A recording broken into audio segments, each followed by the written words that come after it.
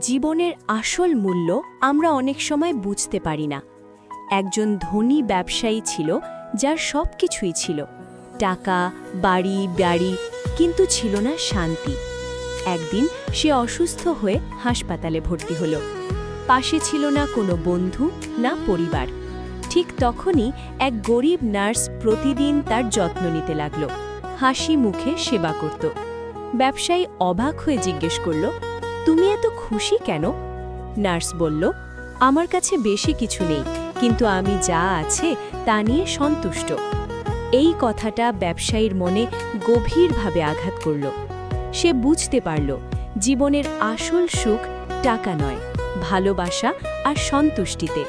হাসপাতাল থেকে বের হয়ে সে নিজের জীবন বদলে ফেলল, পরিবারকে সময় দিল, মানুষের পাশে দাঁড়ালো।